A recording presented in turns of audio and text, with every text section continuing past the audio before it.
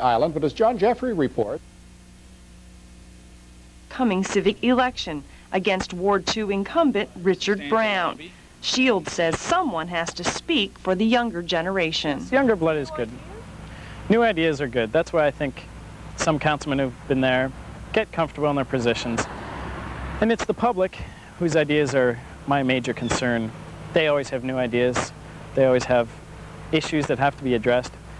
And they're the majority of the focus that must be dealt with. One of Shields' main platforms, a more open government. He'd like to see each ward with a meeting place where the public can debate and express concerns. The other big issue? But I think it's very important for young people to consider recycling because it's our future. Shields says he isn't intimidated that he's running against an experienced city councilor. And at first I was skeptical. I didn't think a young person could make it in city council.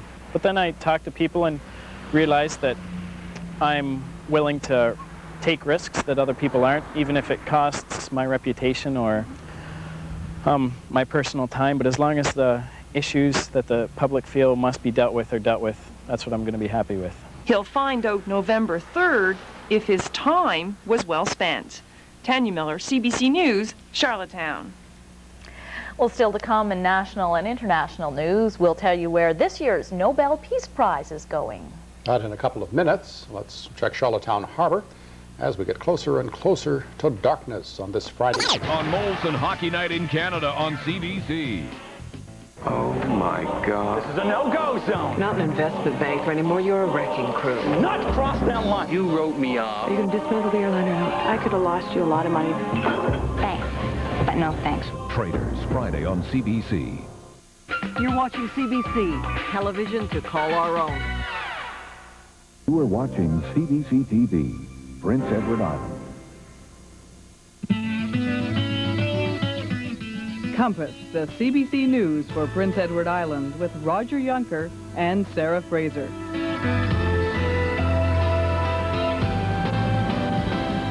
In the news tonight, moving up, a longtime Charlottetown City Councilor tries his luck in provincial politics. Dry harvest, one of the driest autumns on record, makes itself felt on the farm and in the forest. And shut out, the high price of prime spots leaves many island hunters with nowhere to go. Good evening, everyone. After 14 years on Charlottetown City Council, Richard Brown is making the jump to provincial politics. But to him, it feels a bit like he's being pushed. He announced today that he's withdrawing as a candidate in the November 3rd civic election, so he can go after the Liberal nomination in the provincial by-election coming 2 weeks later. And as John Jeffrey reports, he's accusing the Premier of deliberately timing the vote to put him on the spot. I have tried to serve the community faithfully. This was an emotional moment for Richard Brown and his wife. Brown is backing out of the municipal election to seek the Liberal nomination for the upcoming by-election in Charlottetown King Square. There is no question in my mind that Richard Brown's potential Liberal candidacy had a lot to do with the timing of this by-election. The Tories think they have derailed Richard Brown's by manipulating the system to squeeze me out of the upcoming race. Brown is in an awkward position, jumping from a municipal election campaign to a provincial one. He says the Tories deliberately timed the by-election to put him in that embarrassing situation. People are going to be confused, you know, is this a provincial issue? What's Brown saying now, is he running city? Is he running provincially? There's going to be a lot of confusion out there. And I think it's really unfair. Knowing that there was a provincial by-election either in a few weeks or in a few months, why did he declare for the city election if he really wanted to run provincially? And obviously this by-election would come within a fairly short time frame. There's no requirement for him to call a by-election, and there was some things that I wanted to work on and clean up. It makes me look like I'm after it all. I'm not after it all. I can't stay at city, and I can't stay at my job, and I can't be in the legislature all at once. So, and that's the campaign that's going to be run. That, I'm looking. I want it all. I don't want it all. I want to be a provincial legislator.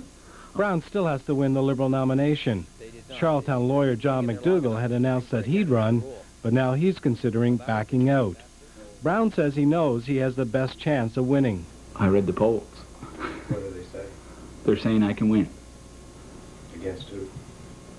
Against Brian McKenna and Leo Broderick. Brown appears to have the backing of the party establishment. It is too late for him to take his name off the ballot for the municipal election, so even though he's formally withdrawn, people could still vote him in.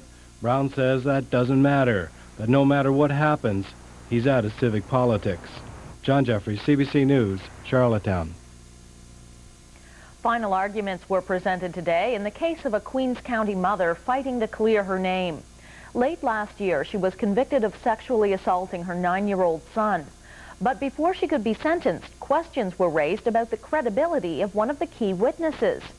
Ian Petrie is covering the case. Hi, Ian. Hello, Sarah. What happened today? Well, this morning, Sarah, there were arguments over the admissibility of some more evidence that the defense wanted to present, but the judge ruled that it was inadmissible. So early this afternoon, closing arguments were made. Now, at issue here is the credibility of a foster mother who was in charge of 3 children who'd been taken away from their birth mother. And while they were in the charge of this foster mother, allegations were made that the eldest boy had been sexually assaulted by his mother. The Crown investigated and the court case went ahead, and the mother was found guilty of sexually assaulting her son. But in the months after the December trial, the Crown, in fact, began to have some doubts about the credibility.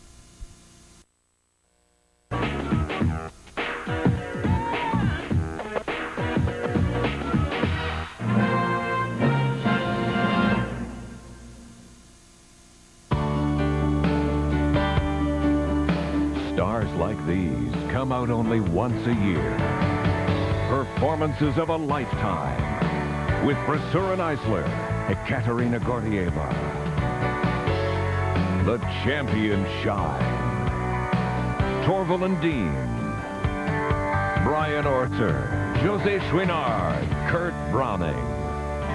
Chrysler Stars on Ice, Sunday night at 8:30. The bank is closing your line of credit. When you take a gamble, The explosion may have blinded us. you risk losing everything, The Silver Dome mine is your future. including love. This town is like a prison. Wind at My Back, Sunday. Saturday night, settle in at 7 with Ron McLean and the pregame show. Then it's the Habs and Senators or the Flames and Leafs, followed by the Penguins and Canucks. Doubleheader Saturday on Molson Hockey Night in Canada on CBC. Oh, my God. This is a no-go zone. Not an investment banker anymore. You're a wrecking crew. Not cross that line. You wrote me off. Are you going to dismantle the airline or not? I could have lost you a lot of money. Thanks, but no thanks. Traders, tonight on CBC. The Eskimos tackle the Ticats Saturday on the CFL on CBC. The latest news from here. The Maritimes tonight, right after the National. Compass, the CBC News for Prince Edward Island with Roger Yunker and Sarah Fraser.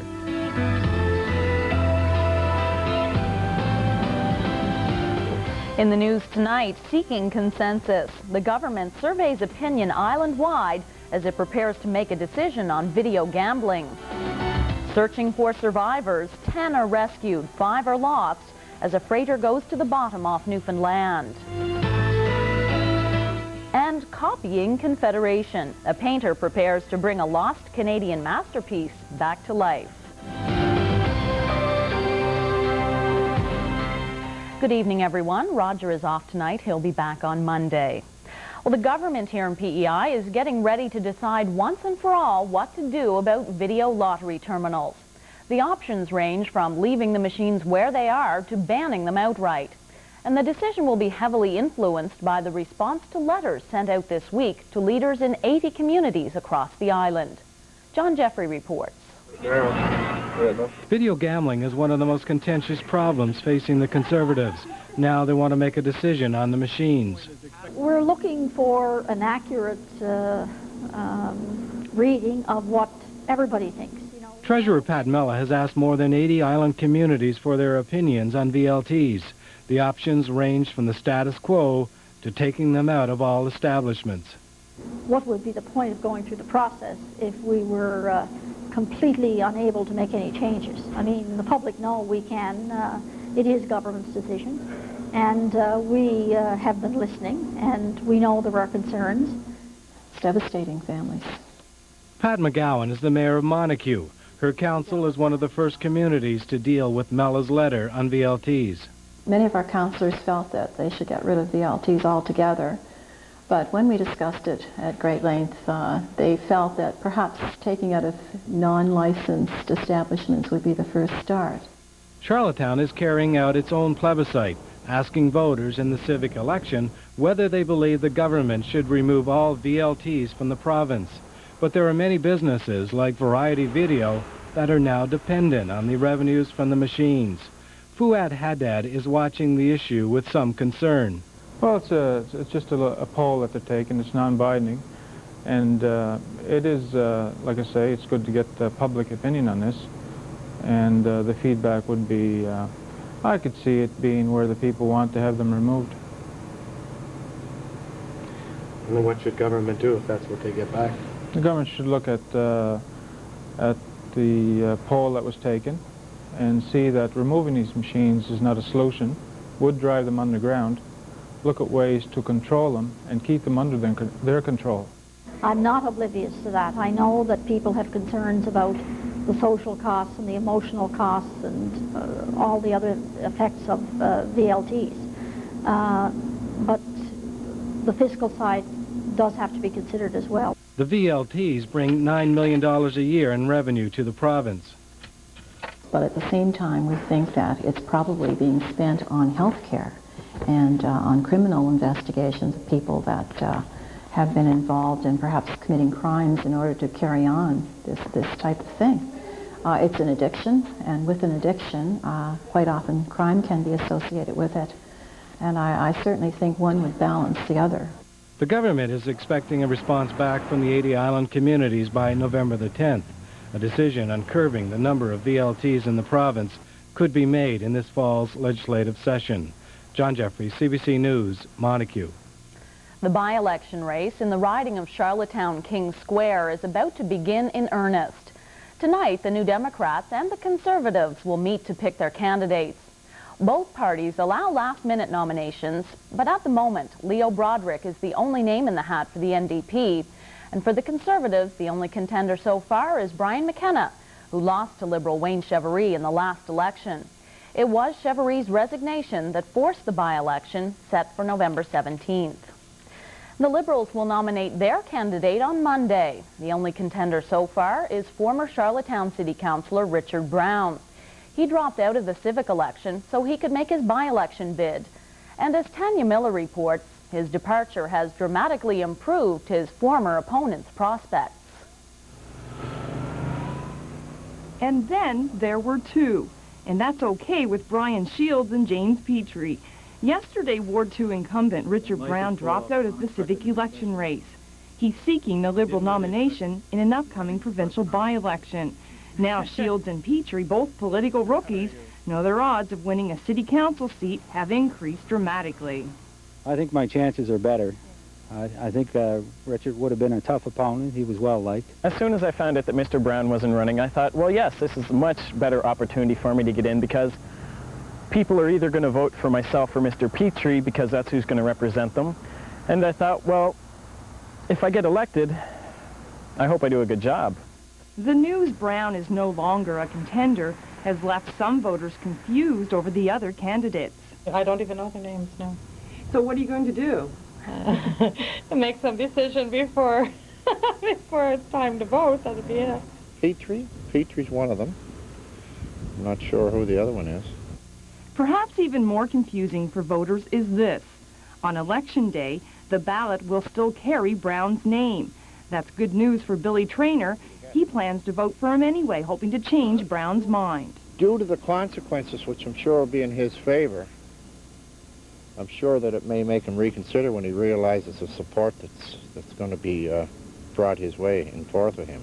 Well, if they put an X there, I've made a commitment that if I don't win the nomination Monday night and if I win the municipal election, I will ask the new mayor of the city of Charlottetown to hold a by-election.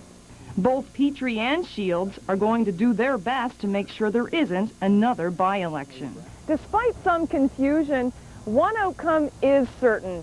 If Brown goes on to win his provincial seat, voters in Ward 2 will be without a representative in City Hall from mid-November until sometime in January when a new councillor is sworn in. Tanya Miller, CBC News, Charlottetown. It's going to be a cold and hungry weekend for UPEI student Scott Campbell. He's spending 48 hours in a tent in front of Charlottetown City Hall, collecting donations for the Upper Room Food Bank. Campbell started his personal 48-hour famine this afternoon. Starting a little chilly out here now. Temperatures could drop below freezing over the weekend, but Campbell says it'll be worth it if he can raise a little money and awareness for the food bank. And through any busy Charlottetown intersection lately, you've no doubt seen them. Signs, election signs.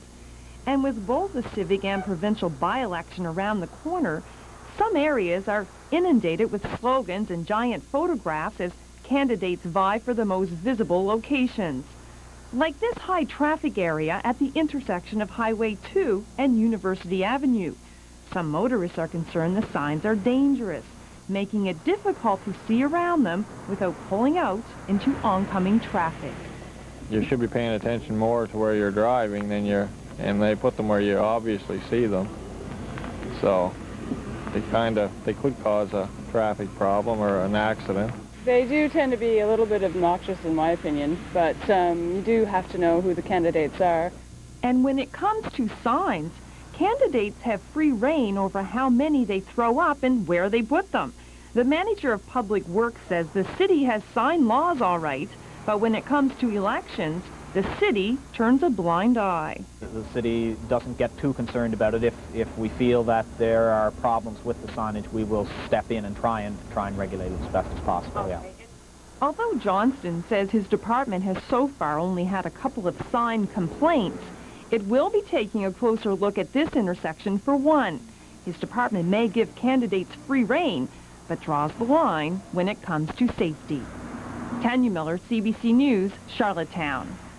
The government laid out its strategy today for implementing the recommendations of the Roundtable on Land Use.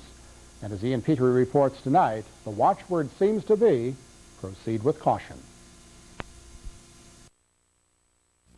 In the legislature, the Liberals meet tonight to pick their candidate for the November 17th by-election.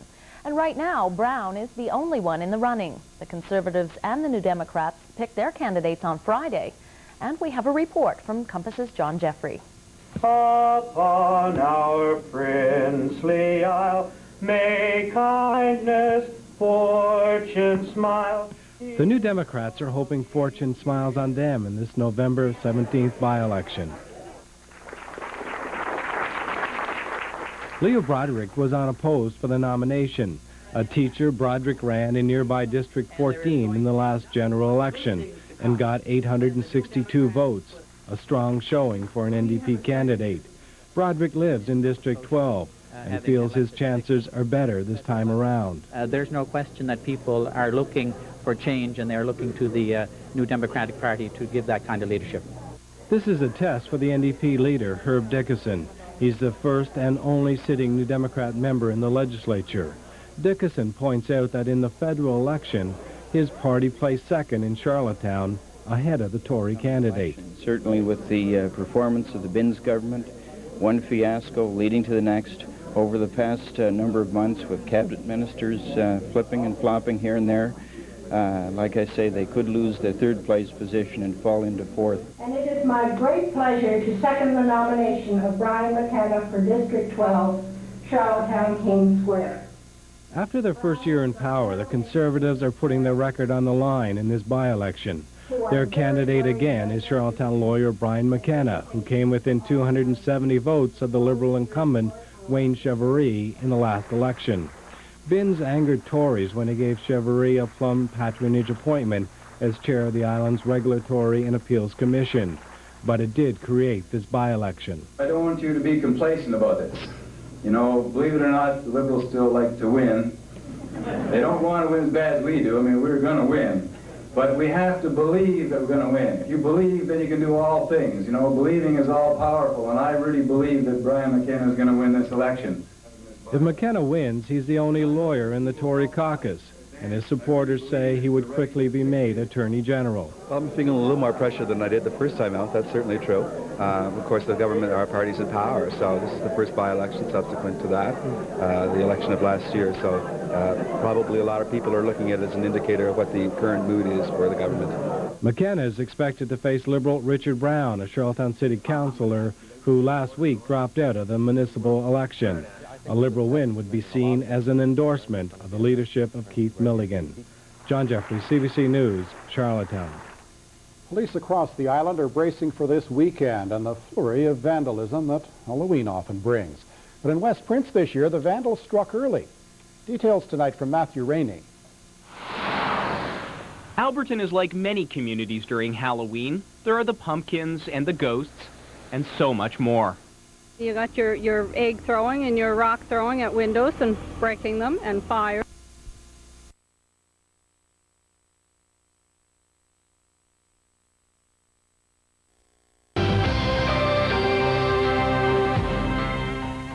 Good evening, everyone, and thanks for joining us. Well, what a difference a day can make.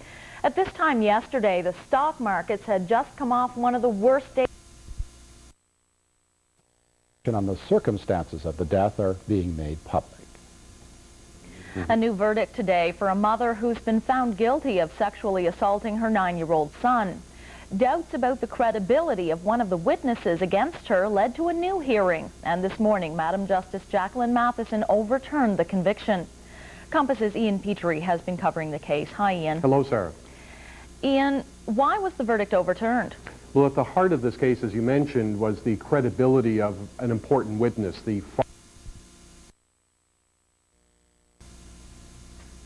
Brown has been elected to Charlottetown City Council 6 times over the last 14 years. Now he's making the leap into provincial politics. It is going to be said that an opposition member can't get much done. To them, I say, just watch and see me in action. Brown is opposed by New Democrat candidate Leo Broderick and Conservative lawyer Brian McKenna. The Liberal leader, Keith Milligan, said Brown is risking a lot by running. He had to quit as city councillor and take a leave of absence from his government job to run for the Liberals. However, Milligan suggested the Tory candidate is taking no risk. He'll be well rewarded whether he wins or loses. What about the promise of a nice, juicy cabinet appointment in the Pat Binns government? I would suggest that the more likely scenario will see Mr. McKenna suffer a crushing defeat, which will result in the Tory patronage trough running through the front door of his law firm. Milligan says the November 17th by-election is the first step towards returning the Liberals to power in 3 years' time. A pioneer in island agriculture is about to be inducted into the Atlantic Agricultural Hall of Fame. Back in the late 1930s, Lloyd Lockerbie of Hamilton became the island's first agricultural representative, meaning he was the first government Mayor, who's reoffering, gets to that. He's going to have to do some talking at our Compass studio. That's next. The two wanting to be mayor of Summerside when we come back.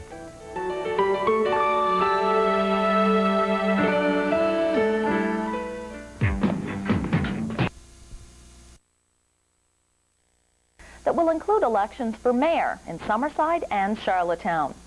We're going to be taking a close look at those races, and we begin tonight with Summerside, where Basil Stewart, who has held the mayor's chair for 12 years, is being challenged by Councillor Elmer Williams, who says it's time for a change.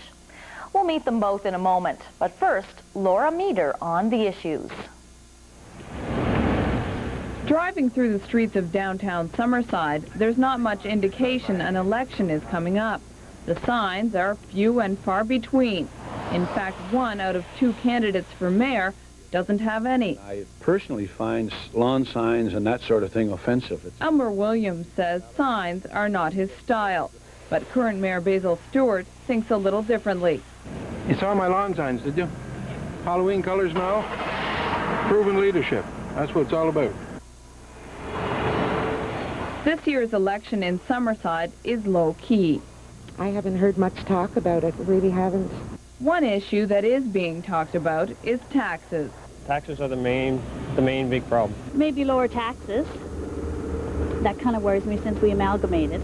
With amalgamation, residents in the old town saw property taxes go down, but communities like Wilmot, St. Eleanor's, and Sherbrooke saw rates jump. The plan is to have all tax levels at $1.72 per $100 assessment by the year 2000.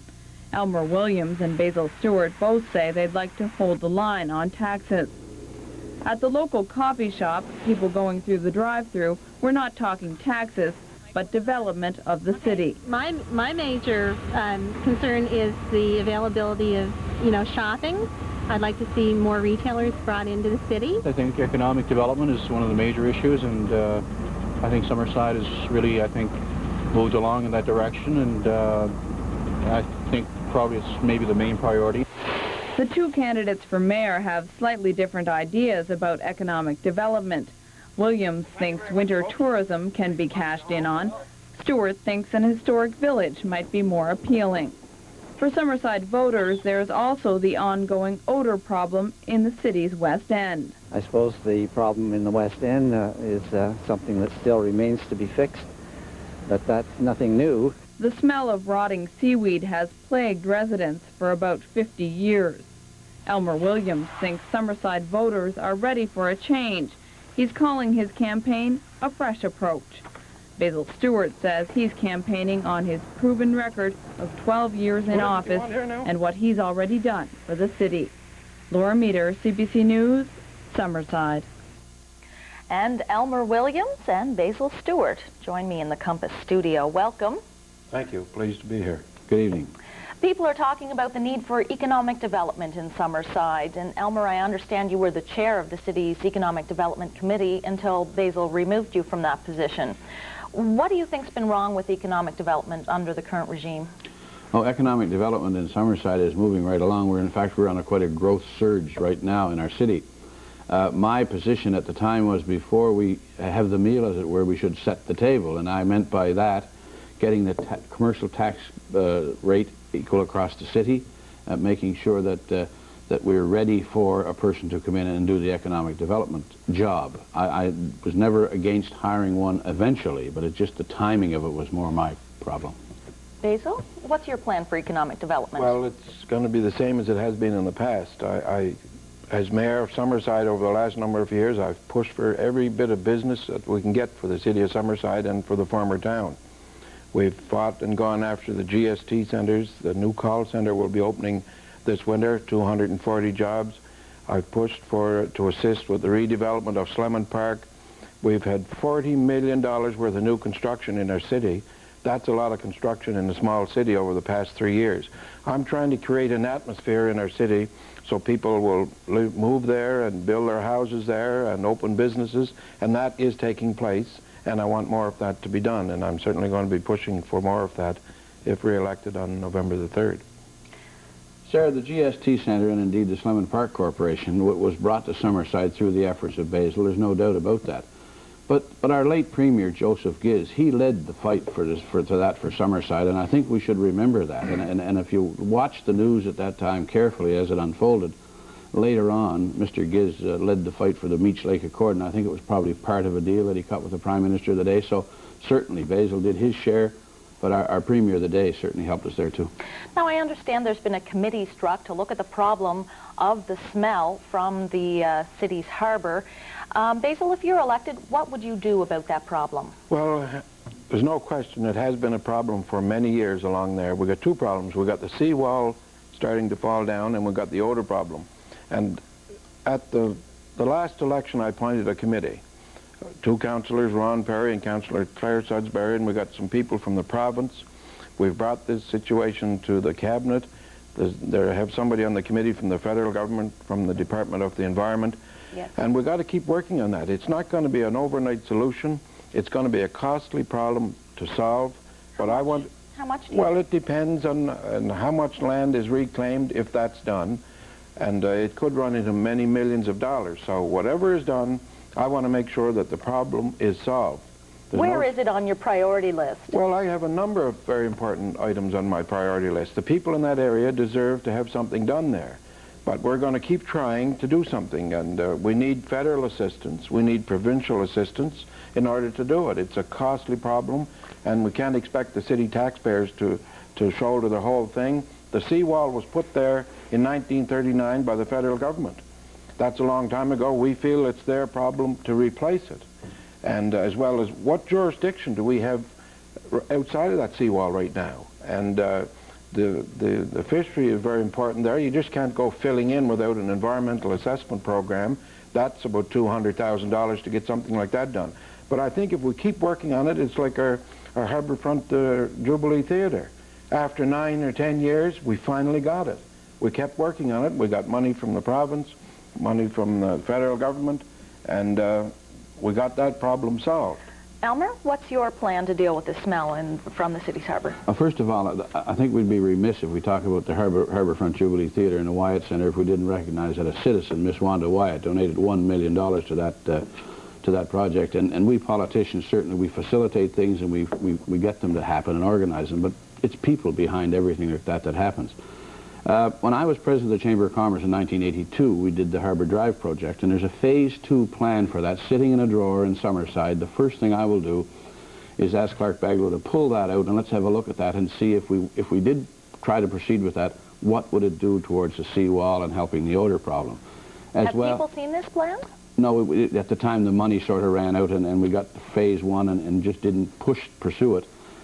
We also have to be careful. There's an awful lot of nesting birds and birds out there feeding, the Canada goose and the blue heron and various numbers of seabirds. And if we end up having that west end smelling like a rose and lose all our wildlife, we haven't really gained anything. So there's a balance to be struck, and indeed we have to make sure we do that. There also was a story that we did a study one time on that. It never happened. There's no study. We can't find it. The Institute of Technology in Bedford came and had a look, but there was no actual study done. Some people in the new city saw their taxes go up after amalgamation. I'm sure that's been something you've heard a lot about.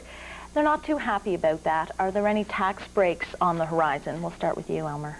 We simply have to stop raising taxes. We have to, if we're going to grow our city, we have to rely on the tax base growing, and the way to do that is not only to stop the taxes from increasing, but try to look to decreasing them if we can. When amalgamation occurred, the tax rate, the residential tax rate in Summerside was $2.20, and if we're not careful, it's going to be back up there.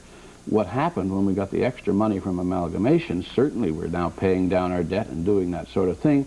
In the meantime, the people from Wilmot, St. Eleanor's, and the part of Sherbrooke that joined the city are wondering where their money is being spent. They don't look like the old town yet. They don't feel like part of the old town, and that's the job that lies ahead for the new council. Any tax breaks on the horizon, Basil? Well, if I'm re-elected, I'm going to be asking and recommending to the new council to freeze the taxes. I know all about paying taxes, and it's very, very costly for the citizens all across the city.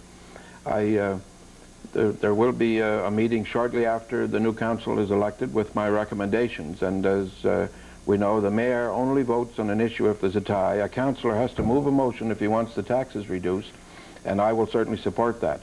The taxes in the surrounding communities and all of the city, in my opinion, are too high. But in order to reduce them or freeze them, we have to have a motion moved and seconded and voted on. That decision is made by the full council, not by the mayor alone. Okay, we've got time for one last quick issue. We'll make it the Summer Games 2009 coming to Prince Edward Island. Is it Summerside's turn automatically this time, and can Summerside afford it? I think it's East Prince's turn, and I'd like to see a coalition of Port Borden, Kensington, Summerside, the Evangeline area, if you will, make representation to the province to have the games sent our way.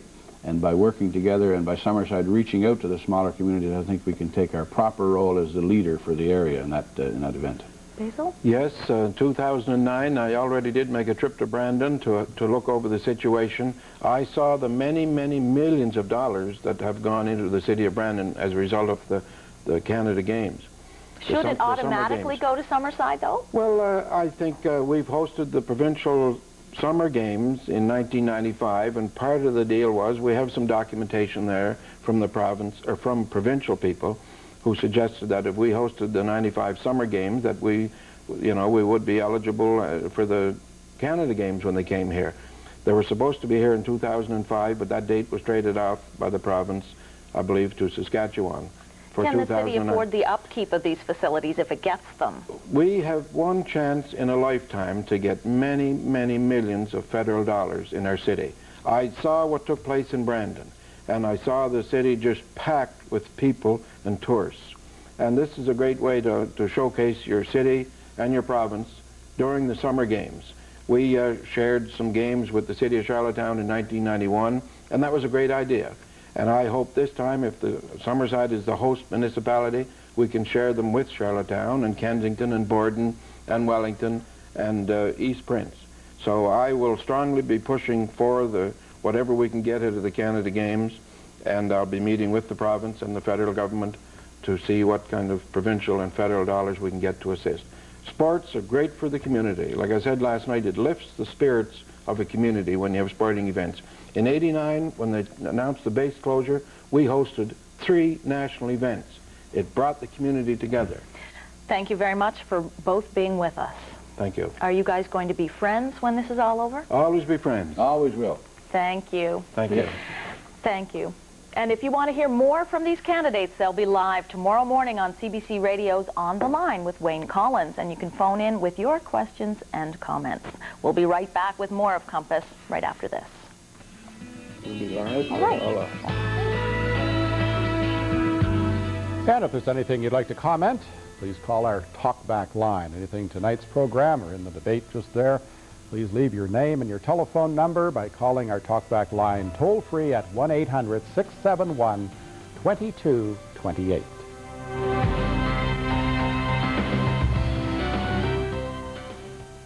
Hey kids, we have a surprise. We're going on a shopping trip. Are we going across the bridge? Yeah, and the place we're going to starts with M. Yeah, M-O-N. Wait, don't ruin the surprise. Will this family discover a new shopping destination? Feel the great sense of accomplishment by making something you can call your own. Benefit to society, what have we got? And this is about as grassroots as you're going to get. And, you know, we as a board are not surprised, but maybe government will be. The school board meets this Wednesday night to begin the process of compiling the reports. Bill Fitzpatrick says it could be until the end of January before they come up with a 5-year plan. Then it will be in government's hands. Matthew Rainey, CBC News, Charlottetown. It's election day today in 4 of the island's largest communities. Charlottetown, Summerside, Stratford, and Cornwall are all electing new councils. And in an historic first for municipal politics on the island, people in Charlottetown are also voting in a plebiscite on video gambling. Here's Maggie Brown.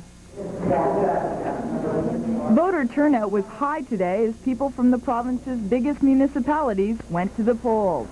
Charlottetown voters were given 3 ballots, one for the plebiscite on video lottery terminals, one for their ward councillor, and one for the mayor's job.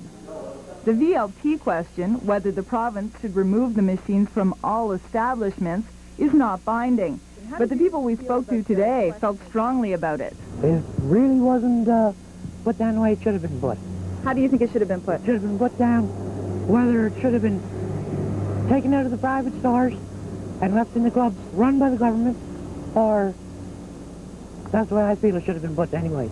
Well, I didn't like the way the ballot was worded, meaning that it was all establishments. I think there might be, I don't really like to see them in corner stores, but I think there might be a legal gambling or something. Oh, I voted no. No. You think that they should be allowed? Yes, definitely, now that they're here, because if they take them out, we're going to be heaped with more taxes. And besides, I think bingo is a worse gambling addiction than the machines. In Ward 2, voters had 3 names to choose from: incumbent Richard Brown, James Petrie, and Brian Shields. Brown dropped out of the race to run for the Liberals in the upcoming provincial by-election. He was campaigning today away from the city ward he represents. Brown wouldn't say what he'll do if he loses on November 17th. He has said there will be a by-election for his city seat if he wins tonight. The biggest confusion issue out there right now is that some people are asking me a by-election. how do I get a by-election? Okay, and I'm not slating the other two candidates. They're good candidates. I want to make that sure. But some people are saying, you know, we want a by-election. How do you get a by-election? And I'm saying, well, really, my name is there to say you want another by-election. Many Ward 2 voters said Brown's pulling out of the race has affected their vote. You had to stop and think, well, which way you're going to go with it. You really did. I did, anyway. I think that if his name's on the ballot, then he's in our conscience, anyway. The polls in Charlottetown, Summerside, Stratford, Cornwall, and Kensington will all close at 7 o'clock tonight. Maggie Brown, CBC News, Charlottetown. And as Maggie mentioned, there is a vote in Kensington today, a by-election for mayor. The candidates are Town Councillor Leslie Hunter and former Councillor Gerald McCarville. The previous mayor, Doug Doncaster, resigned for personal reasons. The Atlantic Provinces Economic Council says the island economy is bouncing back from the slowdown brought on by the completion of the Confederation Bridge. It says retail sales, manufacturing, and tourism are all doing well, helping to make up for the loss of thousands of bridge jobs. Still, it says the island economy will show the slowest economic growth in the region for the next couple of years, just 0.3% this year, 1.5% in 1998. The island New Democrats have suggested a way to spare PEI taxpayers the cost of settling political discrimination complaints. Party leader Herb Dickinson says the money should come from Conservative Party funds instead of government revenues. More than 300 complaints have been filed by people who say they lost their jobs when the Tories took office a year ago. And 4 of them have also filed lawsuits claiming more than $1 million in compensation and damages. Southeastern Kings County lost a local landmark over the weekend. Boo's Restaurant and Lounge burned to the ground. Here's Tanya Miller. Over the past 17 years, these steps have welcomed their share of visitors. They're about the only thing to survive a fire that destroyed Boo's Restaurant and Lounge in Sturgeon early Sunday morning. Today, investigators sifted through rubble looking for clues.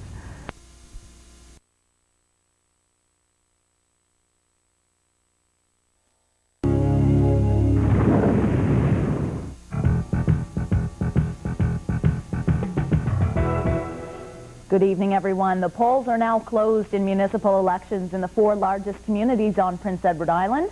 We'll be bringing you the results as they come in through the evening. Let's first take a look at who is running in some of those elections. In Charlottetown, 3 men are vying for the mayor's seat. They are incumbent Ian Tex McDonald, Deputy Mayor George McDonald, and Bruce McIsaac, a former city councillor. Ward 2 in the city is an interesting race because the front runner and incumbent Richard Brown has dropped out to run in the upcoming provincial by-election. However, his name is still on the ballot. The race is really between James Petrie and Brian Shields. Ward 4 has 4 candidates. Levi Gauthier, Gary Painter, and John Squarebriggs are all chasing the seat now held by Mitchell Tweel.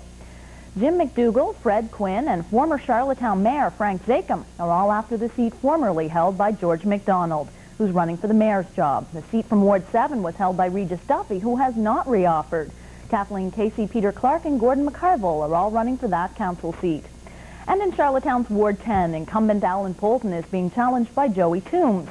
Meanwhile, in Summerside, Basil Stewart is running once again for the mayor's job. This time he's being challenged by Elmer Williams. In Summerside's Ward 5, Ron Dowling, Cliff McDonald, and David Rue are the candidates for the seat that Elmer Williams gave up in order to run for mayor. Norma DeRoche is the incumbent in Ward 6. She is presently the only woman on Summerside City Council, and she is being challenged by Marie Dion and Eric Johnson. Claire Sudsbury has not reoffered for Ward 7. Barry Chappell, Rosalind Cross, and John Curtis are the candidates there. And in the town of Cornwall, Willard McPhail has already won the mayor's seat by acclamation. Cornwall has what's called the open ward system, and that means the top 6 candidates will form the city council. There are 9 people running for those 6 council seats. Just quickly, they are Irene Dawson, who is an incumbent, Bill Dean, Charles Easter, who is also an incumbent, Errol Francis, Jack Kelly, Patricia LeGros, Donnie Lowther, and Colleen McGaughy, also Thomas Ralph. Meanwhile, in Stratford, Michael Farmer has already won the mayor's race by acclamation.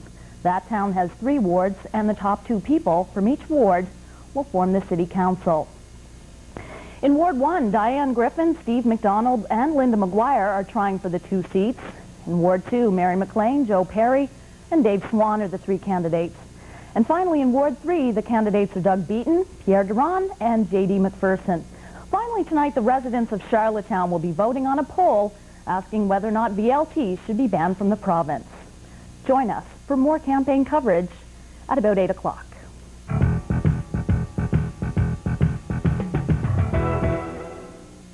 Looking for a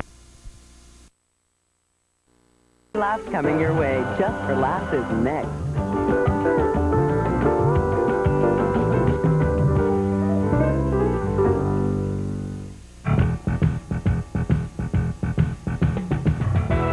Good evening, everyone. I'm Sarah Fraser. Results have begun to come in municipal elections across Prince Edward Island. Let's take our first look at the VLT poll in the Charlottetown area. The yes side is in the lead. That means more people than not would like to see video lottery terminals removed. Early results in the City of Charlottetown mayor's race, George MacDonald in the lead there over Ian Tex MacDonald and Bruce McIsaac. In Charlottetown's Ward 4, the incumbent Mitchell Tweel is in the lead by just 5 votes. In the town of Stratford, 2 councillors have been elected, Dave Swan and Joe Perry, and that is final. And in the by-election for the mayor of Kensington, Gerald McCarville is the new mayor. He has been elected with 268 votes. Join us in about 15 minutes for more election results from Municipal 97.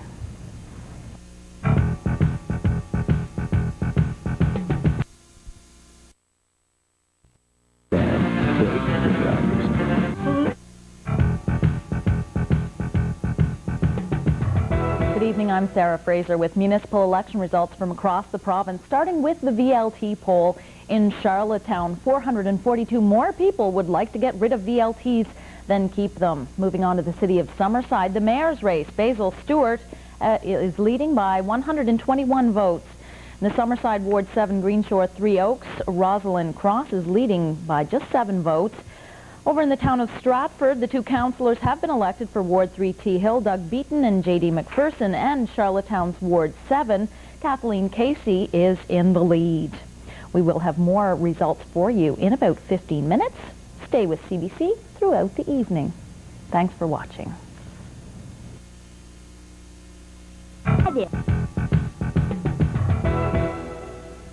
Good evening, I'm Sarah Fraser with municipal election results coming in now, starting with the VLT poll in Charlottetown.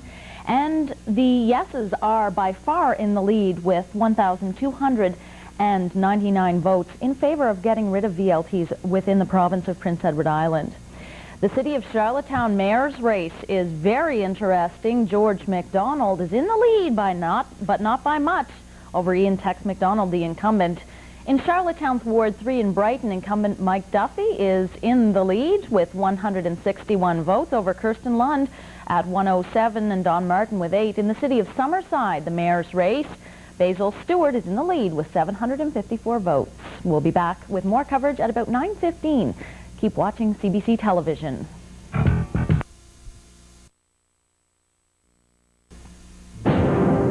spoil the performance.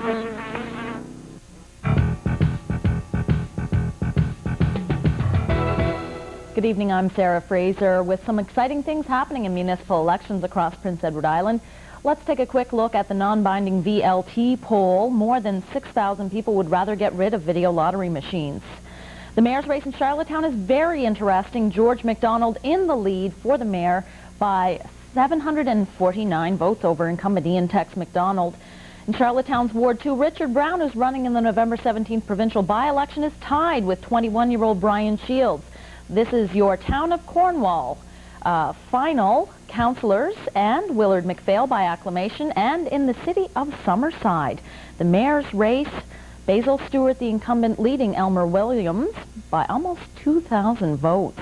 We'll be back in half an hour with more municipal election results across Prince Edward Island. See you then.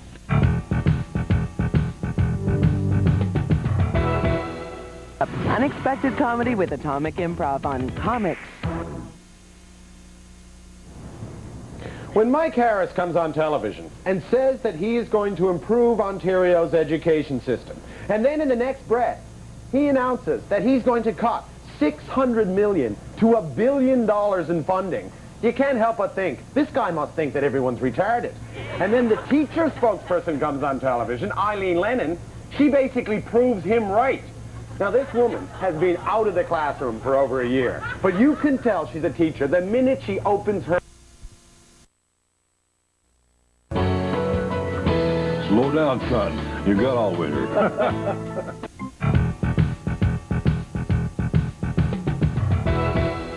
Good evening, I'm Sarah Fraser with municipal election results from across Prince Edward Island. Let's take a quick look first at the video lottery terminal poll in Charlottetown, the city of Charlottetown. More than 8,000 people would rather see no video lottery terminals on Prince Edward Island. In the city of Charlottetown, George MacDonald is leading by almost 1,000 votes here over incumbent Ian Tex MacDonald. In fact, he has made a victory speech at the Coles Building downtown Charlottetown. He is not yet declared elected. However, all polls are not in. Charlottetown's Ward 2, this is interesting, incumbent Richard Brown is leading the race, although he was not supposed to be part of this race because he's running in the provincial by-election in a couple of weeks. 8 of 9 polls reporting there. In Charlottetown's Ward 4, re-elected once again Mitchell Tweel.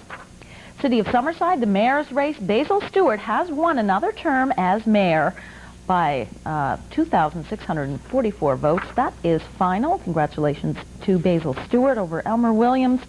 In Summerside's Ward 3, John Perry has won the councillor's seat there with 295 votes. And in Summerside's Ward 4, it looks like Mr. Gallant is in the lead. No, he has been elected. That is final. Join us in a couple of minutes, about 7 minutes, for more election coverage. Royal Canadian Air Force back on top with Video Yearbook Volume 4. It's a miracle. Get it in stores now, man, or call 1-800-955-7711.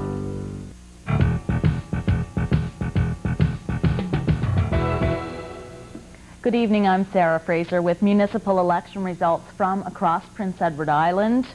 In Summerside's Ward 1, we'll just start right in. These are final results, by the way. Bruce McDougall has been elected with 456 votes over Paul Walsh at 282. In Summerside's Ward 6, incumbent Norma Darash is the winner with 264 votes. In Summerside's Ward 7, Barry Chappell with 470 votes is elected. Ben Cairns elected with 412 votes in Wilmot. And in Highfield, that's Charlottetown's Ward 8, Brendan McCluskey has 255 more votes than Roger Duran, and that is final. We will be back in just a few minutes around 10 o'clock with more municipal election results from across the island. Stay with us.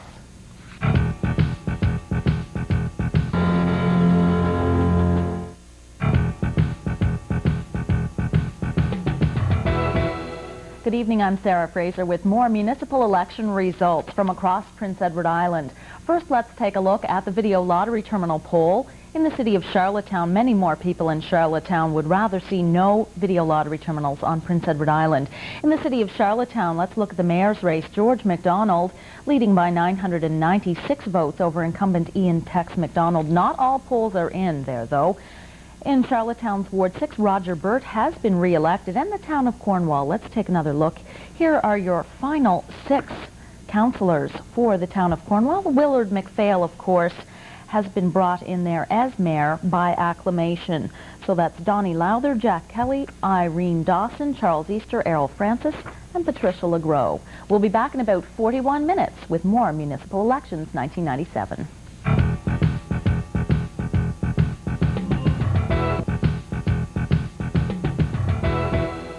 Good evening, I'm Sarah Fraser with continuing coverage of municipal elections across Prince Edward Island. First, let's take a look at the video lottery terminal poll in Charlottetown. Almost 9,000 more people in Charlottetown want to get rid of VLTs on the island. In Summerside, the mayor, Basil Stewart, has been re-elected for a 4th term, and here is your Summerside City Council, all polls in Summerside. In the town of Stratford, of course, Michael Farmer is in by acclamation as mayor. Steve McDonald and Diane Griffin have been re-elected, and that is final. All polls are in for mayor of Charlottetown. George MacDonald has won by 1,051 votes over Ian Tex MacDonald and Bruce McIsaac. And in Charlottetown's Ward 2, Richard Brown has been elected by 62 votes. We'll have to see what happens in the November 17th provincial by-election. This is municipal election coverage. We'll be back in a few moments with more.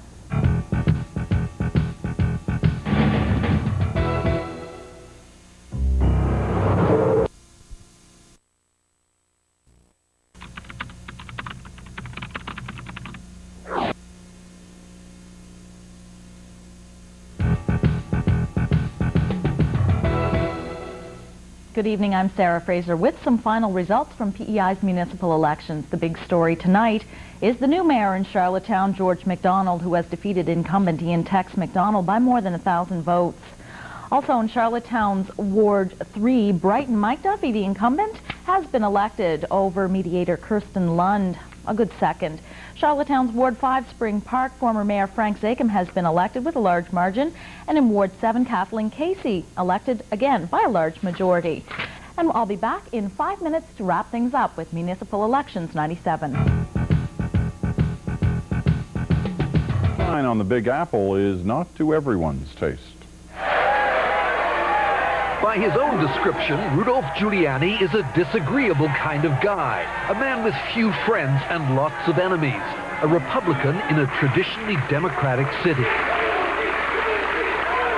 Yet New Yorkers are cheering him now, and according to the polls, about to re-elect him mayor with a huge majority, all because of what's happened to their city.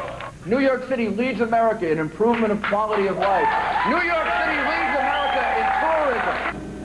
It wasn't long ago that many Americans regarded the Big Apple as the rotten apple, a city with some of the worst crime and worst slums in the country. Even the Times Square district had deteriorated into a haven for hookers and sleaze. That was a porn shop. That was a pornographic movie theater. Now home to Disney, where The Lion King will open next month. Gretchen Dykstra, director of the city's Business Improvement District, traces the revival of New York to what started here on 42nd Street 3 years ago. The sex shops were driven out, and I'm Nancy Regan. And I'm Yvonne Colbert. Coming up tonight, video gambling gets a big thumbs down in one maritime community. I'm Dan Vio in Charlottetown. Last night here, voters sent a clear message to the provincial government to get rid of video lottery machines. But while it looks like the province will act, it likely won't go that far. I'll have more in a few minutes on Live at 5. I'm Ron Sean Moncton. It may be controversial, but the New Brunswick government has embraced the video lottery machine because it's good for business. More later on Live at 5. There are those who believe that any plebiscite on the fate of VLTs would invariably mean victory for the anti-gambling forces. So why hasn't there been a plebiscite? We ask that question later on Live at 5. Also tonight, we'll put the squeeze on Pete Luckett for a little information and entertainment. That's later.